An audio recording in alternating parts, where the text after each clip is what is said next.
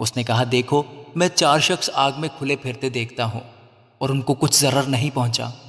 اور چوتھے کی صورت الہ زادہ کی سی ہے۔ خداوند کے زندہ اور پاک کلام میں سے دانیل اس کا 3 باب۔ نبوکدنصر بادشاہ نے ایک سونے کی مورت بنوائی جس کی لمبائی 60 ہاتھ اور چوڑائی 6 ہاتھ تھی، اور اسے دورہ کے میدان میں صوبہ بابل میں نصب کیا۔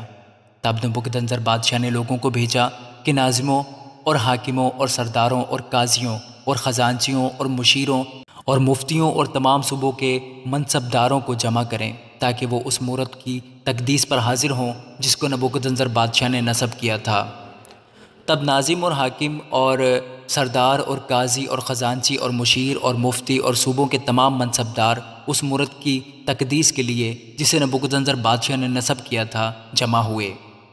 اور وہ اس مورت کے سامنے جس کو نبوکدنصر نے نصب کیا تھا کھڑے ہوئے۔ تب ایک مناد نے بلند آواز سے پکار کر کہا، اے لوگو، اے امتو اور اے مختلف زبانیں بولنے والو،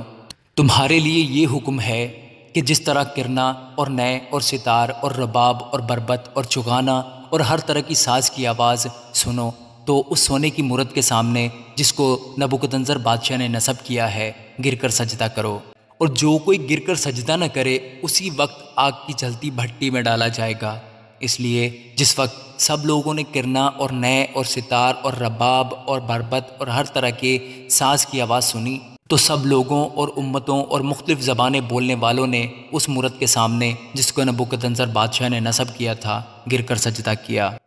بس اس وقت چند کسدیوں نے آ کر یہودیوں پر الزام لگایا۔ انہوں نے نبوکدنصر بادشاہ سے کہا، اے بادشاہ ابد تک جیتا رہے، اے بادشاہ تو نے یہ فرمان جاری کیا ہے کہ جو کوئی کرنا اور نئے اور ستار اور رباب اور بربت اور چغانہ اور ہر طرح کے ساز کی آواز سنے گر کر سونے کی مورت کو سجدہ کرے، اور جو کوئی گر کر سجدہ نہ کرے آگ کی جلتی بھٹی میں ڈالا جائے گا۔ اب چند یہودی ہیں جن کو تو نے بابل کے صوبہ کی کارپردازی پر معین کیا ہے، یعنی صدرک اور میثک اور ابدنجو۔ ان آدمیوں نے اے بادشاہ تیری تعظیم نہیں کی، وہ تیرے معبودوں کی عبادت نہیں کرتے اور اس سونے کی مورت کو جسے تو نے نصب کیا سجدہ نہیں کرتے۔ تب نبوکدنصر بادشاہ نے قہر و غضب سے حکم کیا کہ صدرک اور میثک اور ابدنجو کو حاضر کریں،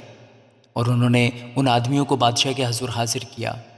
نبوکدنصر نے ان سے کہا، اے صدرک اور میثک اور ابدنجو، کیا یہ سچ ہے کہ تم میرے معبودوں کی عبادت نہیں کرتے ہو اور اس سونے کی مورت کو جسے میں نے نصب کیا سجدہ نہیں کرتے ہو؟ اب اگر مستعد رہو کہ جس وقت کرنا اور نئے اور ستار اور رباب اور بربت اور چغانہ اور ہر طرح کے ساز کی آواز سنو تو اس مورت کے سامنے جو میں نے بنوائی ہے گر کر سجدہ کرو تو بہتر، پر اگر سجدہ نہ کرو گے تو اسی وقت آگ کی جلتی بھٹی میں ڈالے جاؤ گے، اور کون سا معبود تم کو میرے ہاتھ سے چھڑائے گا؟ صدرک اور میثک اور ابدنجو نے بادشاہ سے عرض کی کہ اے نبوکدنصر، اس امر میں ہم تجھے جواب دینا ضروری نہیں سمجھتے۔ دیکھ، ہمارا خدا جس کی ہم عبادت کرتے ہیں ہم کو آگ کی جلتی بھٹی سے چھڑانے کی قدرت رکھتا ہے، اور اے بادشاہ وہی ہم کو تیرے ہاتھ سے چھڑائے گا، اور نہیں تو اے بادشاہ تجھے معلوم ہو کہ ہم تیرے معبودوں کی عبادت نہیں کریں گے اور اس سونے کی مورت کو جو تو نے نصب کی ہے سجدہ نہیں کریں گے۔ تب نبوکدنصر قہر سے بھر گیا اور اس کے چہرے کا رنگ صدرک اور میثک اور ابدنجو پر مبدل ہوا، اور اس نے حکم دیا کہ بھٹی کی آنچ معمول سے 7 گنا زیادہ کریں، اور اس نے اپنے لشکر کے چند زور آور پہلوانوں کو حکم کیا کہ صدرک اور میثک اور ابدنجو کو باندھ کر آگ کی جلتی بھٹی میں ڈال دیں۔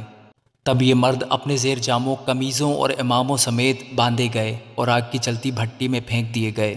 پس چونکہ بادشاہ کا حکم تاکیدی تھا اور بھٹی کی آنچ نہایت تیز تھی، اس لیے صدرک اور میثک اور ابدنجو کو اٹھانے والے آگ کے شعلوں سے ہلاک ہو گئے، اور یہ 3 مرد یعنی صدرک اور میثک اور ابدنجو بندھے ہوئے آگ کی جلتی بھٹی میں جا پڑے۔ تب نبوکدنصر بادشاہ سراسیمہ ہو کر جلد اٹھا اور ارکان دولت سے مخاطب ہو کر کہنے لگا، کیا ہم نے 3 شخصوں کو بندھوا کر آگ میں نہیں ڈلوایا؟ انہوں نے جواب دیا کہ بادشاہ نے سچ فرمایا ہے۔ اس نے کہا، دیکھو میں 4 شخص آگ میں کھلے پھرتے دیکھتا ہوں اور ان کو کچھ ضرر نہیں پہنچا، اور چوتھے کی صورت الہ زادہ کی سی ہے۔ تب نبوکدنصر نے آگ کی جلتی بھٹی کے دروازے پر آ کر کہا، اے صدرک اور میثک اور ابدنجو، خدا تعالیٰ کے بندو، باہر نکلو اور ادھر آؤ۔ پس صدرک اور میثک اور ابدنجو آگ سے نکل آئے۔ تب ناظموں اور حاکموں اور سرداروں اور بادشاہوں کے مشیروں نے فراہم ہو کر ان شخصوں پر نظر کی اور دیکھا کہ آگ نے ان کے بدنوں پر کچھ تاثیر نہ کی اور ان کے سر کا ایک بال بھی نہ جلایا اور ان کی پوشاک میں مطلق فرق نہ آیا